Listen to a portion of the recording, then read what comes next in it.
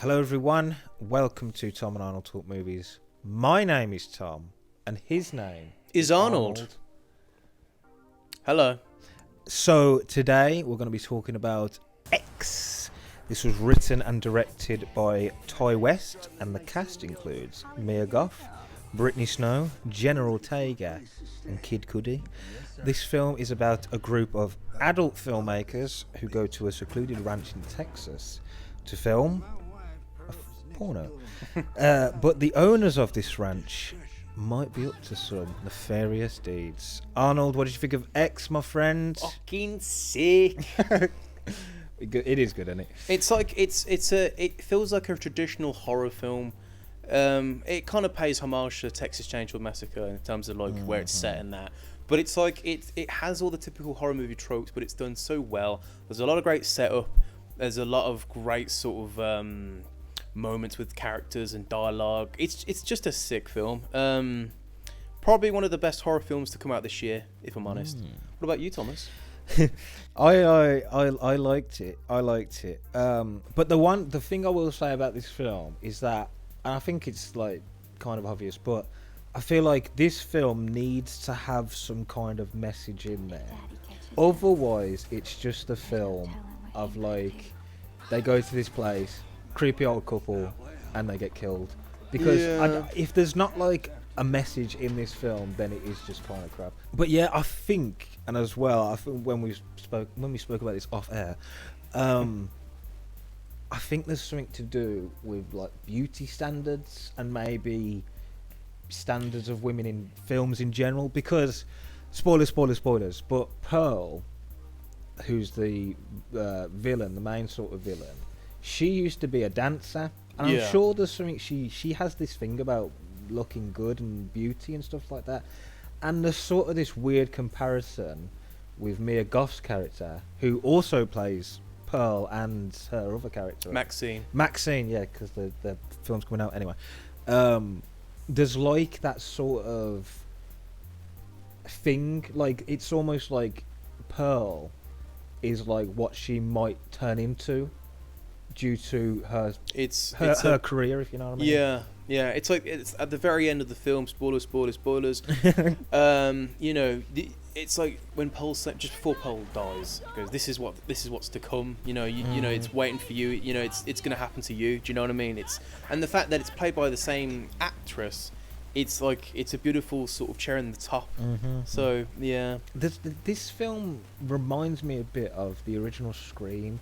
There's like some kind of like meta sort of thing going on here. It's very aware of itself. There's a bit, I think, around the 15-minute to 20-minute mark where the porno director, he's like, right, let's get to what people actually want to see, and then we cut to them basically filming a porno, and it's like it's almost like he's talking to the audience, because we've had this 20 minutes of sort of build up where we get to the old ranch and we see what happened, and then, you know, we get to what we actually want to see as the audience, which is like blood and guts and all things crazy, which I think was quite good, man. Quite good. I really do love this film. I like the fact that I like the fact that this film represents two sides of each generation.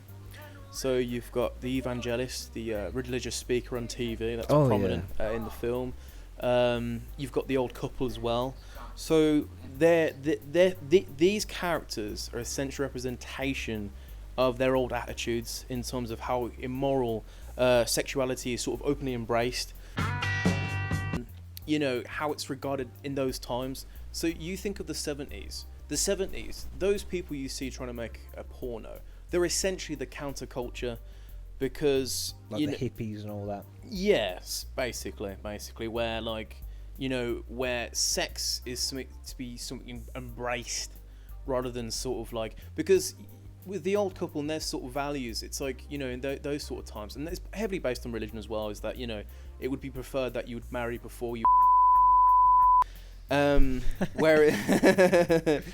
But like... Oh my goodness. Since sexual revolution of the 60s, it's like, it's sort of led to this venture in terms of like pornography, where it's sort of socially acceptable to have pornography and have sex embraced and stuff like that.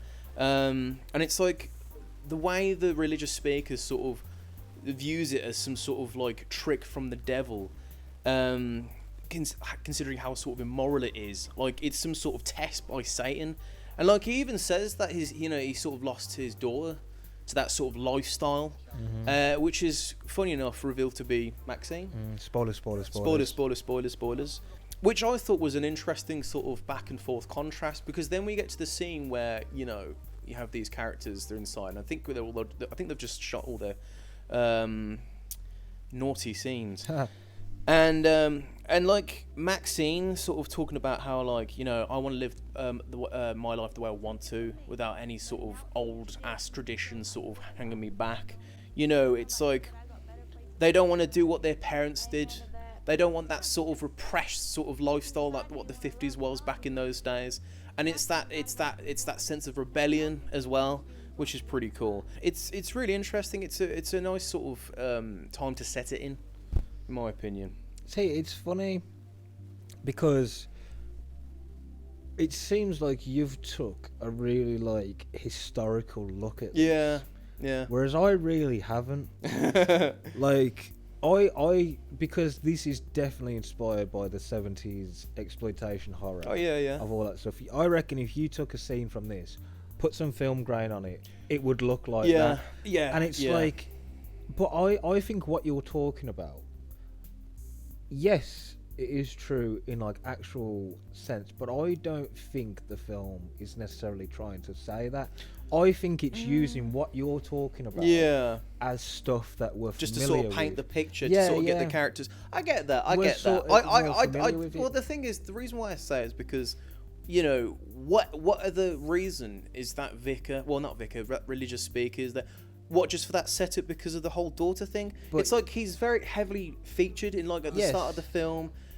Even before they arrive at the house, he's heard briefly on the radio, and it's like that sort of mirroring, sort of like a moment where like this is how bad society's become. And there's a lot of moments where he talks about that as well. And I think I'm not saying, I don't think it's necessarily highlighting a social commentary in the film. It's just what I got out of that. Yeah. That's fair enough. Like I like it's. I just find it funny how like.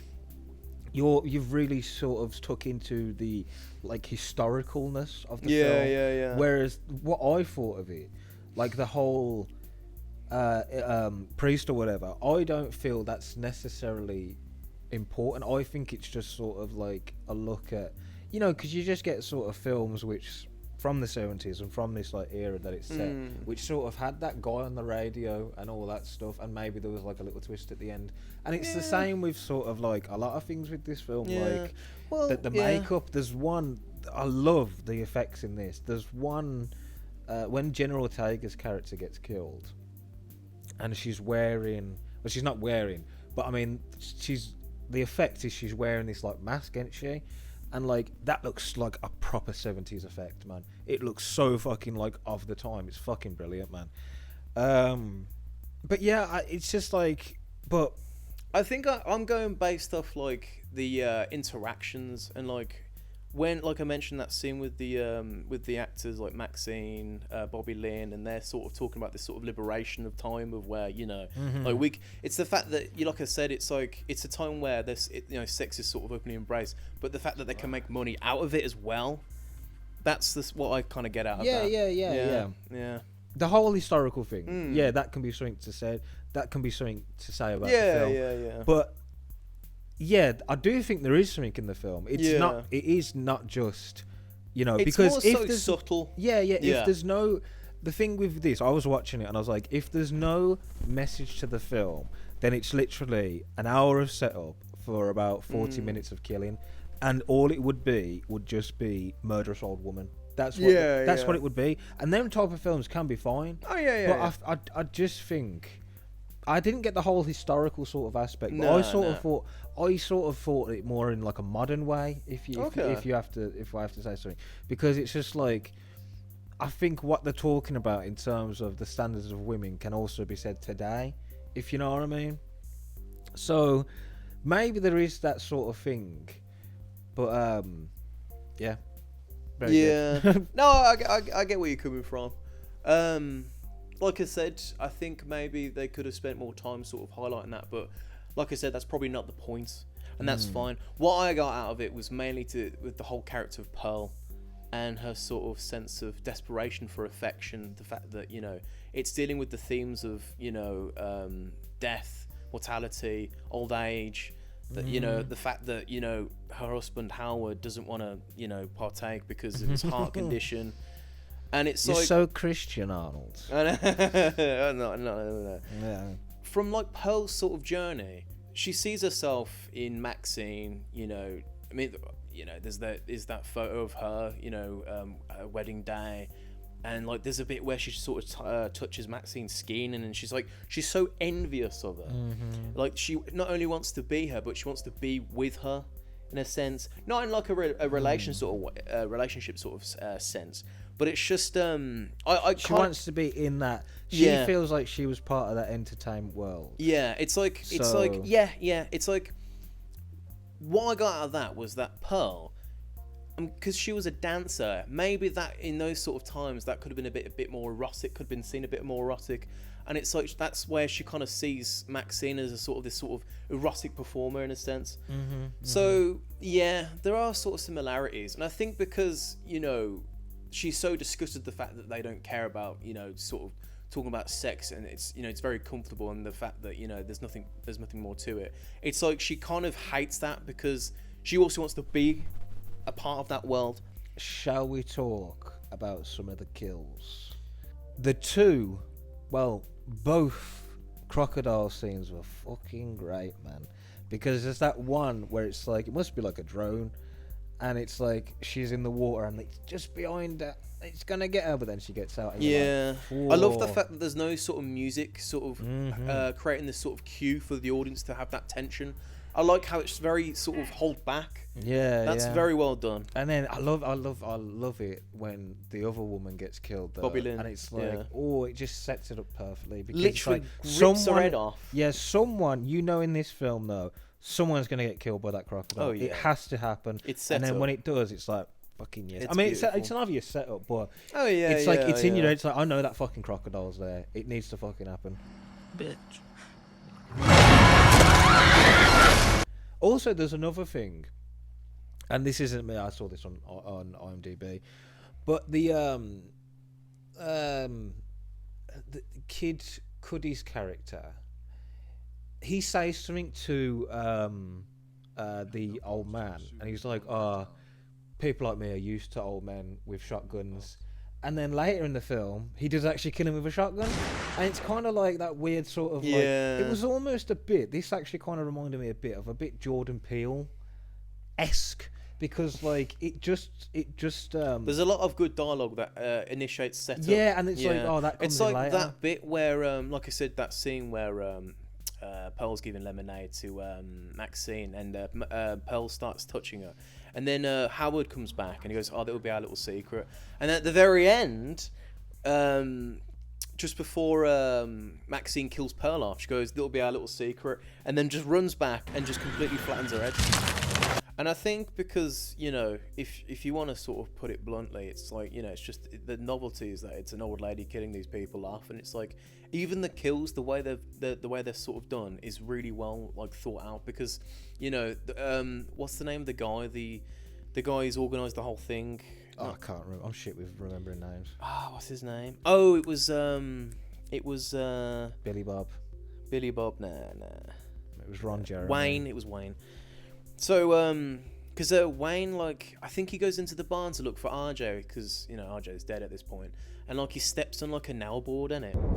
Oh yeah. Yeah. And he like tries to rip it up, and then he hears like a sound, and it's obviously Pearl bouncing him, and like he looks through the holes, and she gets like a pitchfork, and like that's well done, because it's like, you know, the way these sort of death scenes are played out, she doesn't have to be too physical, just, you know, because of her age and that, and it's like it's quite clever actually. Yeah. I like the bit where what's his name? Kid Cudi plays him. Like he goes to look for Pearl, because I think he's like, apparently she's like lost or something. Big Dick McGee. Yeah, yeah. And like he sees a car, implying that there's other people before them as well. Yeah, I like that. And it's as like well. he says something about like hippies, implying that it's probably happened like a couple of years before as well, which was a nice little detail. Does it say when this is set? Is it 73? It was 79. Was it 79? 79. Right, okay. Oh, that would make sense though. Because But as well, that would make sense because Maxine, which is the sequel to this, is coming out, and it has. I've only seen like the font, and it has like the X, and they kind of look a bit 80s. 80s. So if this, because it's you're if right. if Maxine is gonna be set obviously after this, then Yeah. I wonder what that sequel's gonna be like, man. I know, yeah. Because It's where like do you go from this? Yeah. What this film reminds me of, it reminds me of like you know when you'd get films like Friday the 13th, and then you'd get films like The Burning, which were like kind of rip-offs of Friday the 13th. This is what this kind of feels like. It feels like this could be one of those lesser known horror franchises, because there's already a prequel, there's going to be a sequel. There might be more stuff to it, and maybe there'll be Maxine in space, you know what I mean? Exactly. So I really think if Ty West can keep doing films, I think I know how they could do the sequel. Go on, but I think if he can keep doing films which sort of, you know, play homage to you know, 80s B movies, but also use them to say something.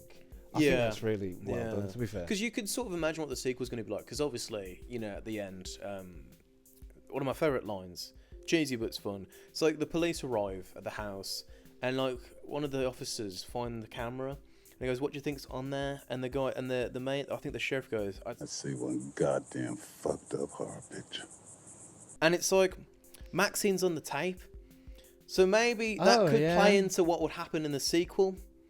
But who knows? But the thing is, though, I think the sequel's like set a couple of years after, because it's like, I think it's like 82 or 83. So I don't know, to be honest. I haven't really read but much because up on she's it. not seen at the crime scene, you know, maybe that could fall into play. But who knows? Unless she sort of becomes like the new Pearl or something.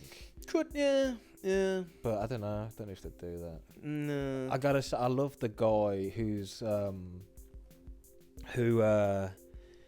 he's like the filmmaker. He's the one with the camera, and like he wants to make everything look really good, and it's just artistic. Like, it's like like they do in France. And I'm having some avant-garde to this. It's fucking great, man. He only cares about the fucking the way the film looks, man. Trust me.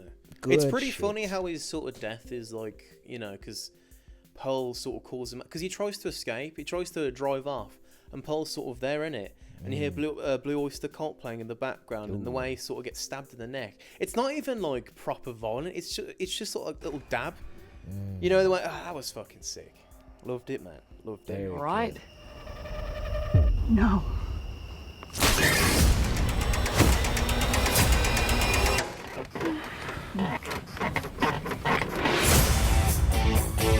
Right. Anything else about X? Very good film. Thank you, Ty West. Thank you, Mia Goth, and all the rest of the actors for giving us such a wonderful movie. We'll do Pearl when it comes out. I mean, nobody watches our videos at the moment. But when Pearl comes out, we'll do that as well. So, yeah. Thank you for watching, and we will see you in another video where we talk about a different film. Or maybe we'll just do this. Should we just keep reviewing X over and over again? Yeah. Next review, X.